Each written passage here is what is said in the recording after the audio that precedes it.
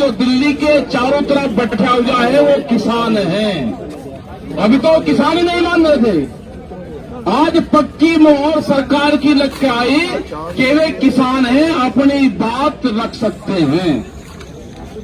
Parliament के बाहर किसान पार्लियामेंट चलाना भी जानता है, और जो पार्लियामेंट में लोग बैठते हैं अगर वे आवाज नहीं उठाना तो उनकी आवाज दबाना भी जानते हैं।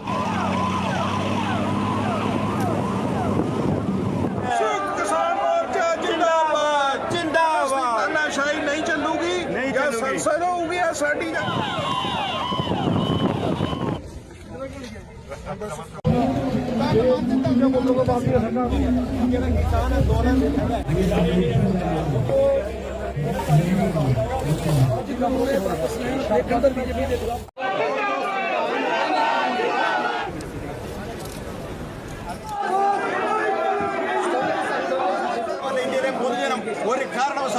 आज सदन है तो सदन के सभापति से हमारा निवेदन है कि आज का जो एजेंडा था, जो विषय था, वो मंडी एक्ट था।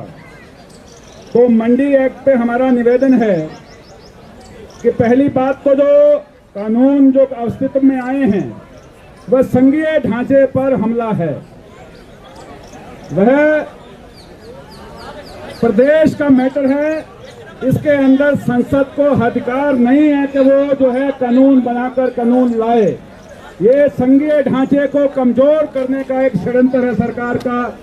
जो सरकार सारी संस्थाओं को खत्म कर डिक्टेटरशिप कर रही है, वहीं राज्यों के अधिकारों को भी छीनने का ये काम है।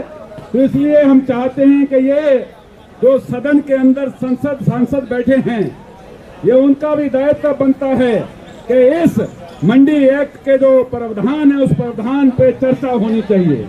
अगर खाद्य सुरक्षा अधिनियम कानून बन सकता है तो न्यूनतम समर्थन मूल्य एमएसपी का गारंटी का कानून देश की संसद में क्यों नहीं आ सकता? इस पर देश के संसद जो बैठे हैं वह चर्चा करना चाहिए। जो अधिकार राज्य के हैं उन राज्यों की शक्तियों को कमजोर नहीं करना चाहिए।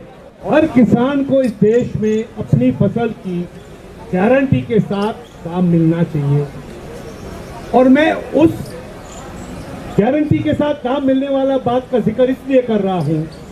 वो दाम कहां मिलेगा? मोदी जी के ऑनलाइन पोर्टल पर तो नहीं मिलेगा, क्योंकि उनके पास एक दूसरा चाबी है।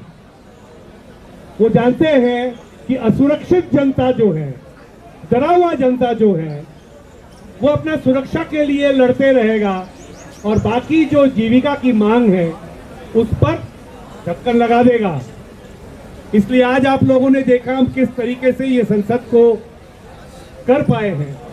इस तरह की डर की माहौल, इस तरह की प्रेशर बनाने की माहौल वो लगातार कोशिश करेंगे, और हमारी सारे मांगों के साथ साथ इस डर को तोड़ने का काम भी हमें एक साथ करना पड़ेगा।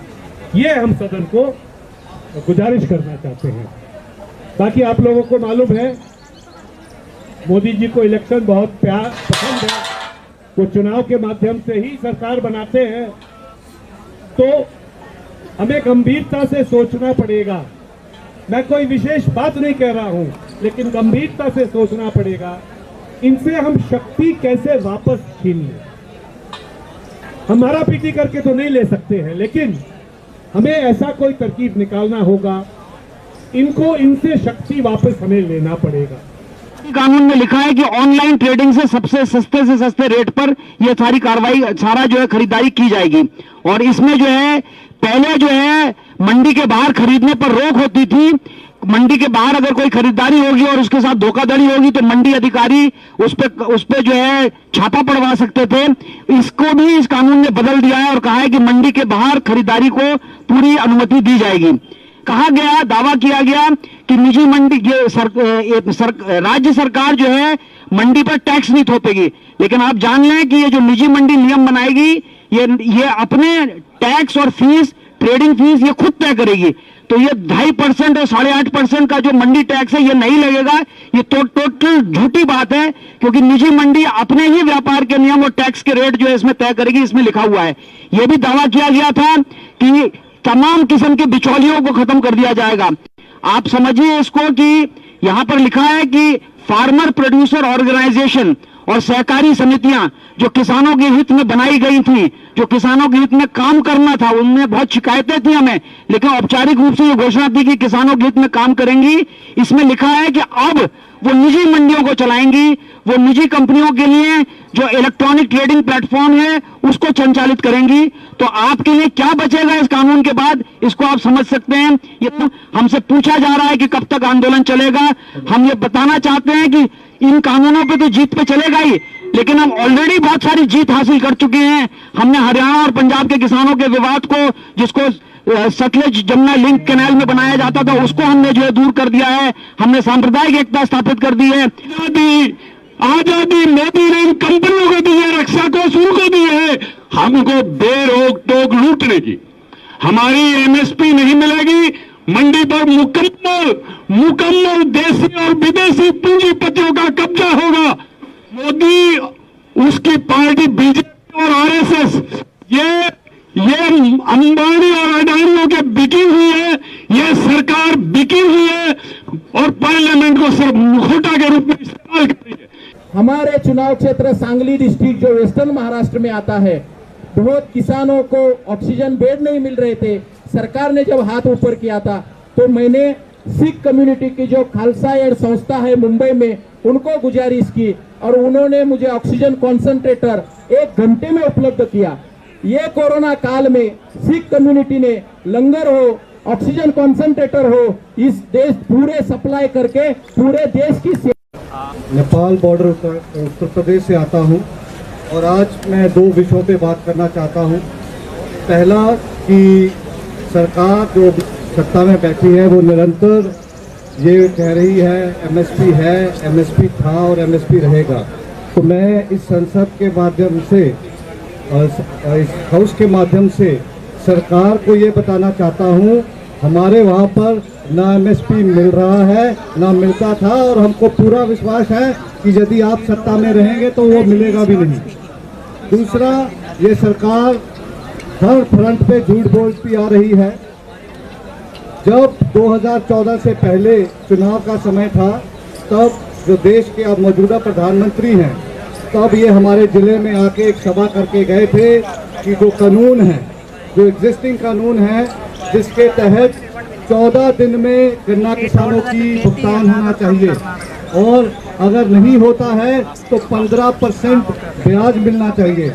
तो मैं सभी सभा के साथियों को बताना चाहता हूँ कि 2 साल हो गए हैं और अभी तक जो पिछला सीजन है उसका भी किसानों को जो गन्ने का पेमेंट है वो नहीं मिला है। सबसे पहले तो मैं इस संसद के माध्यम से इस ऐतिहासिक किसान आंदोलन को इस मुकाम पे पहुंचाने के लिए और ये ऐतिहासिक संसद यहाँ पे खड़ी करने के लिए आप सबको बधाई देना चाहता हूँ। इसके साथ ही इस संसद के माध्यम से मैं ये कहना चाहता हूँ कि ये जो गोदी मीडिया का सहारा लेके बीजेपी इस देश में भ्रम पैदा कर रही है, नारे देती है अब किसान का दाना दाना खरीदेंगे।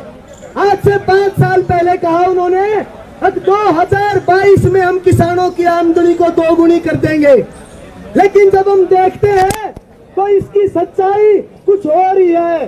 किसानों को देश में इस बात के लिए रोड जाम करने पड़ते हैं, आंदोलन करने पड़ते हैं कि उनकी फसल खरीदी जाए। जो दावे हैं सरकार के कि आमदनी 2 गुनी कर देंगे, सच्चाई है आमदनी घट रही है। कर्जा मुक्ति नहीं की, कर्जा किसान के ऊपर बढ़ता जाने लग रहा है। और अब ये जो कानून लेके आए हैं, इसके चलते पूरे देश को, इस देश के अन्नदाताओं को सरकार उन अडानी अंबानी के हवाले करना चाहती है जो पहले से ही इस देश की जनता का खून चूस रहे हैं।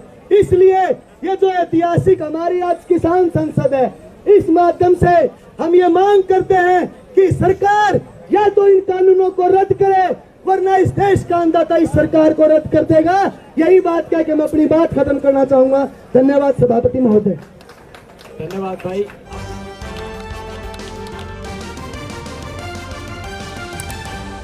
आपकी आवाज